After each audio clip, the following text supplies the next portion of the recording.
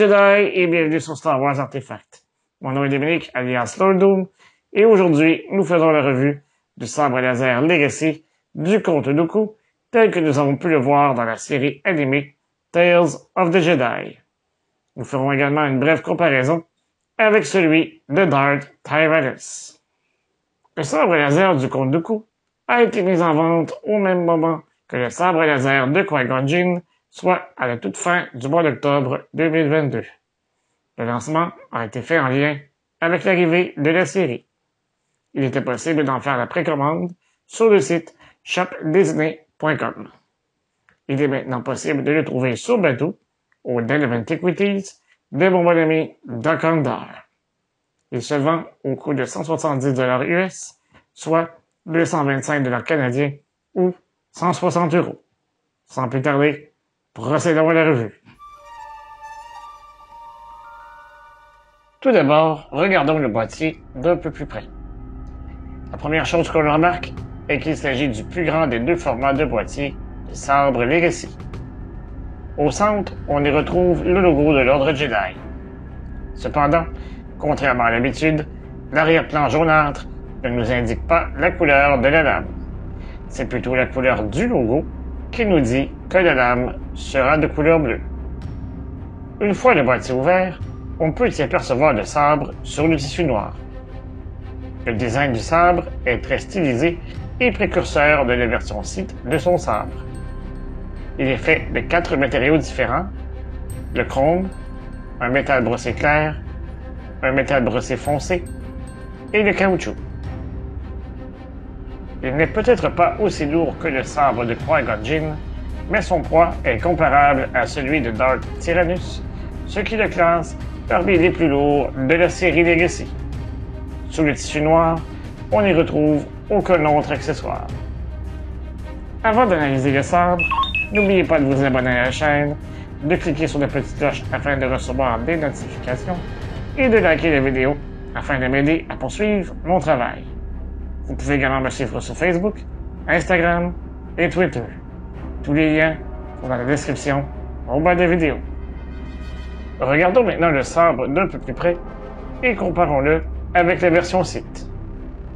L'émetteur est extrêmement stylisé et fait de chrome et d'aluminium brossé. À l'avant, la garde nous rappelle celle de Tyrannus, mais celle-ci est environ plus courte de moitié.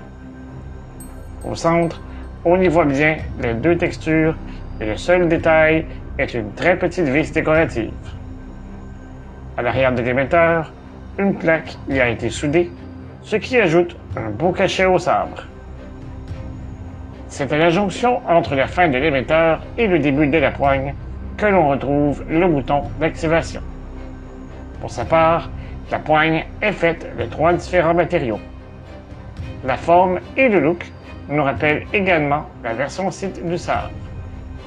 Outre cela, on y remarque une deuxième petite vis décorative. Le pommeau contient lui aussi plusieurs textures et matériaux. Au centre, on y retrouve une bande de caoutchouc et de chaque côté, on y retrouve de l'aluminium brossé clair. C'est également au niveau de la bande que l'on y retrouve un bouton d'activation décoratif ainsi qu'un anneau CoverTech nous permettant de le fixer à une attache pour la ceinture. L'arrière et l'extrémité du pommeau sont faits d'un aluminium brossé d'un gris beaucoup plus foncé. On y retrouve aussi une ornementation dorée de chaque côté. On peut dévisser la portion métallique sous le pommeau afin d'accéder au compartiment des piles. C'est d'ailleurs à cause de cela que le bouton d'activation doré n'est pas fonctionnel puisque le compartiment arrive au même endroit. Ceci ne laissait donc probablement pas de place pour un mécanisme. Une fois allumé, on entend les sons propres du sabre. Le volume du son est considérablement moins élevé en comparaison avec les autres sabres Legacy. Lorsqu'il entre en contact avec quelque chose, la lame bleue émet un flash et un son fidèle à ce que nous avons entendu dans la série. Comparons maintenant les sons avec la version Sith.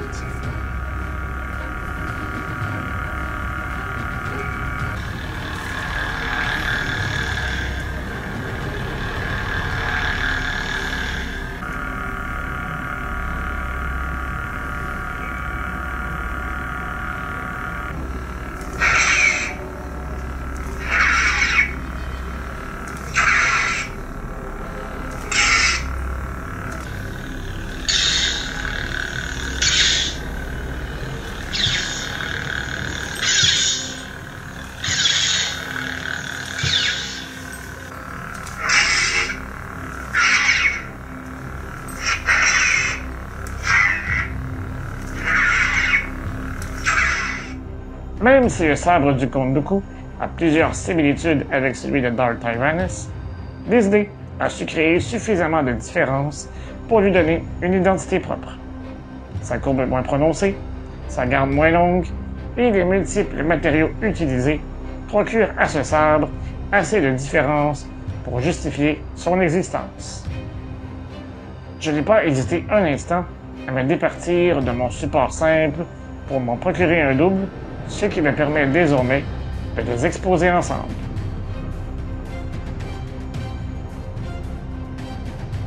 J'aurais toutefois aimé que Disney continue sur sa lancée avec une batterie rechargeable.